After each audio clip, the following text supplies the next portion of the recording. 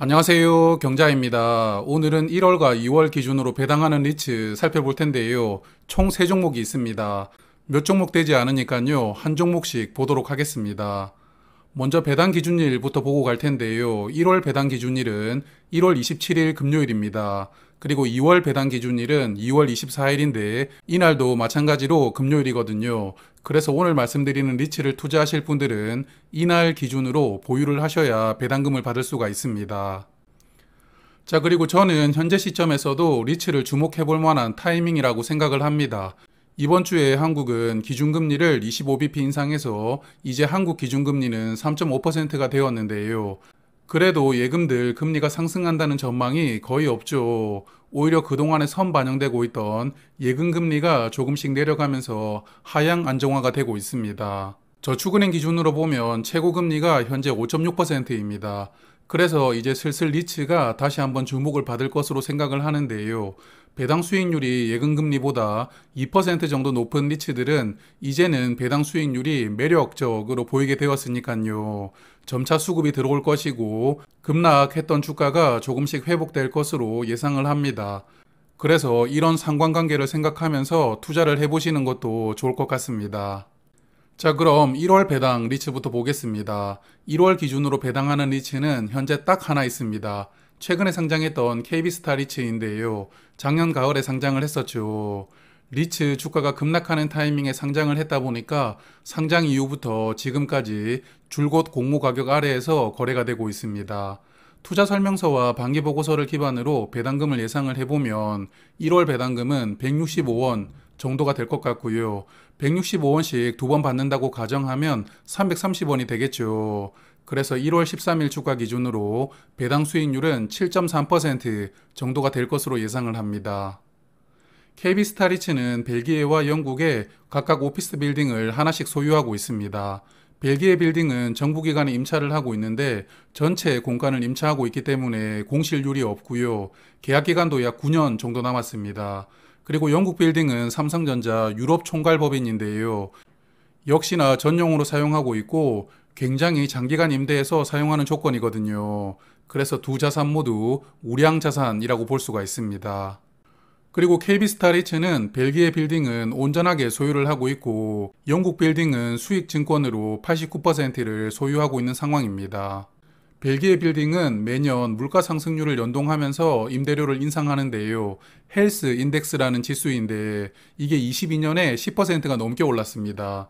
그래서 23년 임대료가 10% 정도는 인상되지 않았을까 예상을 하고요. 영국 자산도 물가 상승률은 반영되는데 이게 5년마다 반영이 되다 보니까 영국 자산은 2024년에 임대료에 반영이 됩니다.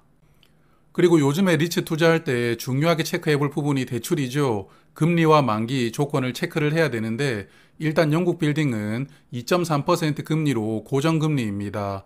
24년 12월에 만기가 도래하는데요. 그래서 이 자산은 문제가 없는데 벨기에 빌딩이 변동금리가 적용이 됩니다. 1.2% 기본금리에다가 유리보 3개월물 금리가 변동으로 가산되는데요.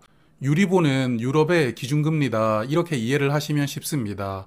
그래서 변동금리다 보니까 대출이자가 많이 올랐겠다 생각이 들었는데 그래도 안전장치를 하나 해둔 게 대출금액의 75%는 1.2% 고정금리가 적용이 된다고 합니다. 그럼 남은 25%만 변동금리가 적용이 되는 것이잖아요. 그래서 변동금리가 적용되지만 그래도 전체 대출의 4분의 1만 적용되는 것이니까 2024년까지 금리 영향을 크게 받는 조건은 아니라고 봅니다. 주가를 보면 상장 첫날 주가가 3,600원까지 급락을 했는데요. 아마도 공모주 청약을 했던 소액주주들이 그냥 시장가로 물량을 던지면서 주가는 이렇게 순식간에 급락을 했다고 봅니다. 하지만 곧바로 주가는 4,000원을 회복했고 이후에는 4,400원에서 4,500원 정도에서 횡보하고 있는데요. 이 정도 주가에서 예상되는 배당 수익률이 7.3%이니까 다른 리츠들에 비해서 배당 수익률이 높은 편은 아닙니다. 또한 주가가 조금 더 올라가면 공모 가격까지 도달할 텐데 이 가격 근처에서 청약했던 물량들이 조금씩 나올 가능성이 추가로 있다고 봅니다. 그래서 일단 공모 가격이었던 5,000원 근처까지 주가가 올라왔을 때 5,000원은 저항선이 되지 않을까 그런 생각도 해보고요. 그래도 이 리츠는 뒤에 KB금융이 버티고 있기 때문에 나름 브랜드 리츠라고 볼 수가 있거든요. 그래서 현재도 마찬가지이지만 다른 리츠들보다는 주가가 조금 더 고평가를 받고 반면에 또 주가가 높게 유지되니까 배당 수익률이 약간 낮게 유지가 되는 그런 특징이 있을 것 같습니다. 화면 보시는 JR 글로벌 리츠와 자산 구성이 굉장히 흡사한데요. JR 글로벌 리츠는 벨기에와 뉴욕에 자산이 있죠. 현재 JR 글로벌 리츠는 배당 수익률이 8.6% 예상됩니다. KB스타 리츠보다 1% 넘게 높잖아요. 이런 상황이 제가 조금 전에 말씀드렸던 KB금융이라는 브랜드 효과 때문이다. 저는 그렇게 보고 있습니다. 이제 2월 배당 리츠인데요. 2월 배당 리츠는 반기 배당과 분기 배당이 각각 한 종목씩 있습니다. 먼저 반기 배당하는 리지스 밸류 리츠부터 살펴보면 올해 배당금은 반기에 200원씩 총 400원을 예상을 하는데요. 이게 22년보다 올해 배당금이 약 50원 정도 높아지는데 이 부분은 잠시 후에 말씀을 드리겠습니다. 그래서 1월 13일 기준 주가로 예상되는 배당 수익률이 8%가 됩니다. 이지스 밸류 리츠는 현재 자산이 6개가 있습니다. 최근에 광화문 근처에 있는 빌딩을 하나 인수하면서 자산은 6개가 되었는데요. 일단 기존 5개의 자산부터 보면 서울에 빌딩이 2개가 있는데 태평로 빌딩, 이수화학 반포사옥이 있고 이천에 물류센터가 하나 있습니다. 그리고 데이터 센터가 2개가 있는데 분당에 하나, 미국에 하나 이렇게 있습니다. 그리고 대출 조건을 살펴보면 대부분이 고정대출인데 이천 물류센터만 변동대출 조건입니다. CD금리가 적용이 되는데요. 하지만 대출 금액이 360억 원이기 때문에 다른 자산에 비해서 그다지 크지 않습니다. 그래서 리츠 수익률에 영향을 크게 주지는 않을 것 같습니다. 그리고 화면 보시면 5개 자산 중에 이천물류센터, 분당 데이터센터, 이수화학 반포사옥은 대출 만기 전에 매각을 추진한다고 합니다. 그래서 다른 리츠들에 비해서 비교적 자산 유동화를 적극적으로 추진하는 리츠라고 봅니다. 그리고 올해부터 배당금이 늘어난다고 말씀을 드렸는데요. 자산을 매각하면서 발생하는 매각 이익 등을 활용해서 향후 2년 동안, 즉 2024년까지는 배당금을 일시적으로 상향할 수 있다고 이야기를 합니다. 그러다 보니까 배당금이 늘어나면 주가도 따라 올라와야 되겠죠. 그래서 최근에 주가가 꾸준히 올라왔는데요. 약 3달 동안 주가는 조금씩 상승해서 저점 대비 29% 정도 주가가 올라왔습니다. 다른 리츠들도 대부분 전 저점 대비 20% 정도 주가가 상승하긴 했는데 이 리츠는 조금 더 주가 상승폭이 컸다고 볼 수가 있습니다. 그리고 최근에 광화문 인근에 있는 트윈트리 타워를 매입을 했는데요. 미국 대사관 옆에 있는 빌딩이 아닌가 싶고요. 이 빌딩을 인수하기 위해서 약 1,800억 원이 필요했는데 일단 1,760억 원을 금리 6%로 빌렸더라고요. 이 빌딩에서 나오는 임대료 수입이 약 6% 정도 되니까 임대료로 대출을 갚는 그런 상황입니다. 일단 자산을 운용하고 있는 이지스 입장에서는 보유 자산을 매각하고 또 유상증자로 400억 원 정도는 조달을 해서 700억 원 이상을 상환할 계획이라고 합니다.